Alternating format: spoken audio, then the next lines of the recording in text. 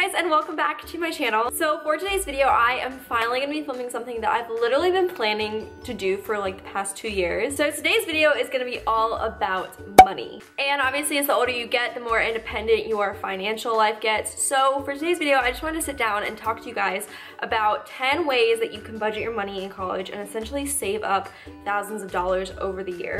I'm in my 3rd year of college now, and it's actually taken me all 3 years, I think, to really grasp these topics, and I'm finally like getting into like a routine of like making sure that I'm not just like blowing my money on like stupid things. Also, if you guys are new here, hello, my name is Adrienne. Be sure to hit that subscribe button. I upload new videos weekly, and I would love for you to become a part of the fam.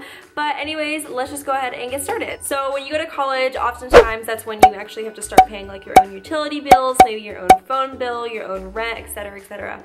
Now, paying all those bills and having all those obligations is going to mean that you are starting to build your own credit. Having a good credit score throughout life is going to be so important, and like I don't want to scare you guys if you're younger and like you're nowhere near having to like take care of anything like that, but I'm telling you, like making sure that you're paying all your bills on time and keeping up your credit score is going to help you in the long run when you want to buy a house, if you want to make a bigger purchase and get a car. Sometimes even like apartment complexes will want to know your credit score just to make sure that you are going to pay your rent on time. So if you are one of those girls that has already taken that big step in life and you are paying your own bills and just being a girl boss like that, I would highly suggest you stay on top of your credit score. Now, if you have not gotten to that stage in life yet, please don't be scared or click out of this video, because that's not all this video is going to be about. But I am partnering with Credit Sesame for this video. They are actually just a website that gives you tools and resources for understanding and managing your finances in the best way possible. And they also give you the chance to get a free credit score. You literally just enter in like your information, and then they ask you some questions just like to verify your ID, and then they pull up a page and they give you your credit score. And like for me, I am a student, so I am in a good amount of debt. I have student loans that I've taken out, and like I'm looking at the page right now and they have like the exact number, the correct number that I owe in debt. So it's a pretty cool way for you just to kind of see all your finances on one page. It says, congratulations, you have no negative marks or late payments on your credit score. So that honestly feels really good right there. But then they also have other like tools on their website that can help you begin to build credit or fix your credit if it's in not such a good place. So the website isn't going to fix your credit score for you, but it's just going to give you the information that will help you get the tools to fix it. So aside from giving you your credit score and the tools that allow you to maybe like sign up for a credit card or something like that, they also give you other tools that give you more information on different loans that you might need to take out in the future. So for example, I'm a student, and let's just say hypothetically like I crashed my car and I need a new car, but who has 15 grand just like as a college student to buy a new car? Not me. So part of their website is actually based around helping you find the best loan services depending on maybe if you want to buy a car, a house, or something like that. And my personal favorite part about Credit Sesame is their page that allows you to fill out your goals. I think setting goals financially is so incredibly important, because otherwise I feel like you're just going to be more tempted to spend your money rather than save it. So Credit Sesame literally gives you the ability to sit down and divide up your goals. So you can put up card payoff goals, major purchase goals, medical bills, business goals, and on top of that, all of this is absolutely free to use. So there's literally no harm in just going over there and checking it out. You don't have to put in any kind of like credit card number or anything like that. Literally the only information you have to give them is your first, your last name, and the last 4 digits of your social, just so that they can pull up all of your accurate information. All right, so I will go ahead and leave the link to creditsesame.com in the description box. Don't forget guys, you can get a 100% free credit score, so it's totally worth doing just to like see what your credit score is. All right, so the next tip I have for you guys is to analyze everything you're spending your money on and figure out what is essential and what is not essential. I recently realized that I was blowing way too much money on like Starbucks or Dunkin' Donuts. I would literally go from home to campus and just go buy coffee on campus when I could have easily made it with my $100 Keurig at home. And then I know some people are like, oh my gosh, K-cups are expensive though. No, you can buy one of the reusable little cups and just get some like cheap grounds and use that, and that's already saved me so much money. I have not had to buy K-cups in months. That's aside the point. What I'm trying to say is look at what you're spending your money on and see if you could do it a cheaper route. And that leads me to my next point, which is do not buy your textbooks. If you need a textbook, I would totally recommend renting it off Amazon. You've probably heard this before. before, but I wanted to reiterate it. I know for a lot of classes, textbooks are 100% necessary, and that's completely understandable if you need a textbook to pass, but you should look into the online versions of textbooks because those are usually so much cheaper. And then look online and see if there's like a Facebook page for your school, because a lot of times students will want to just sell books to each other and they can use like the Facebook wall to interact. You have to avoid extra costs if you want to save money. So a great example of this is my school, UNCC. They charge $500 for a parking pass. $500 just to park on campus. Not to go to class, just to drive your car and park it on campus. And I said, screw that this year. I'm not gonna drop $500 more on that. So if you have a similar situation like this, I would totally try and find other ways to get to and from school. This is gonna sound like so busted, but what I do, y'all, is I drive to an apartment complex, I use their bus, and I get to campus. Now, call me cheap, call me like extra, I don't care. I'm saving $500 just doing that. That's 10 minutes extra out of my day that I have to use to get to the bus and then get to campus, but it's saving me so much money in the long run. If you're someone that likes to go out with friends on the weekends, that's awesome. That's totally okay because that's what college is for, right?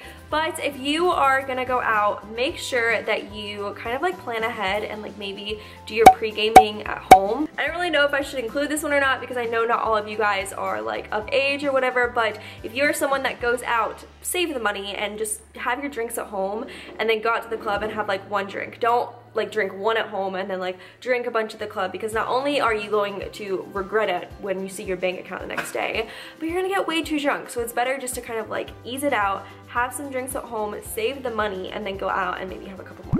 Speaking of going out, if you are going out with friends or maybe to the mall or something, an amazing way that you can resist yourself from just blowing a bunch of money is to take cash out in advance and just bring that with you. Don't bring your debit card. Why is my dog barking? I don't know. This way you don't feel bad when you are reaching in your wallet to get the cash out because you know you've already set it aside for going out, and that way you're not regretting spending a bunch of money the next day that you spent on your debit card. So this kind of leads me to my next point, and that is eat at home before going out. Now I just mean like really going out anywhere. I like to have a little snack before, just because when you're driving you tend to pass Bojangles or Chick-fil-A or McDonald's or somewhere that might look really appetizing. But if you have a snack before, you're gonna be more filled up and you won't feel the urge to really stop and get fast food and just waste another like $10. The next point I have for you guys is to kind of like give yourself a reality check on where you're doing your grocery shopping. This only recently happened to like my roommates and I. We realized that we were shopping at Harris Teeter and their prices are literally twice Walmart's. I don't know how Walmart can do it so cheap. I don't know how Harris Teeter has the audacity to charge college students 2 times the amount of money they need to be paying. If you're not couponing or just shopping in an alternatively cheaper place, make sure you put an effort in and do that. So I used to be someone that would get great comfort in what they call therapy shopping. Is that what it's called? Or like, I don't even know. Oh, store therapy? No, retail therapy, that's it, retail therapy. I don't know how I didn't remember that, but I used to do it all the time. I would just feel down about something, or like maybe I just had a bad day and I just felt like going shopping would make it all better. That's not true. It might make you feel better like for the next hour or two or while you're in the mall trying everything on, but in the long run, like you want to save that money. Like if you were fine without those shoes before, you'll be fine without them after. So if you're feeling down about something, I would just greatly urge you guys, and I tell you guys this in every video, just go exercise, run on the treadmill for 20 minutes, do a floor workout in your bedroom from like a YouTube video. Take your dog on a walk. Go on a walk by yourself if you don't have a dog.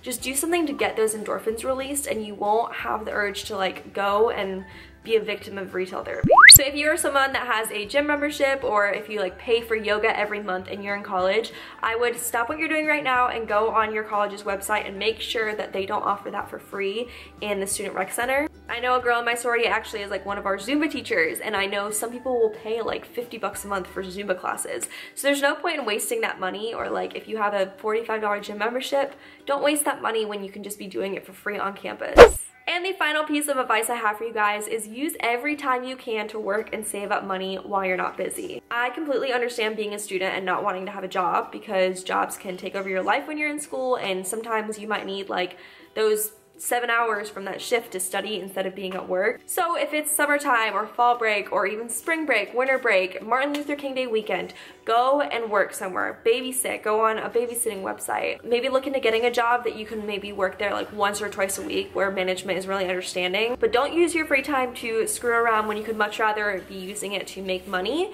so that you're not stressed when you actually have obligations. Alright, so that basically sums up this video. I really appreciate you guys watching it and I hope you learned something new. I want you guys to comment below your #1 budgeting tip, whether it's saving money, spending money, whatever it is. I want to hear it because I want to add more to this list. And don't forget to follow me on Instagram. I'll have all of my social links below. And also I wanted to give Credit Sesame another thank you for sponsoring this video. It was a lot of fun and I really hope you guys have the opportunity to check out their website because it is so helpful. Alright, I love you guys so much and I will see you guys in the next video. Bye!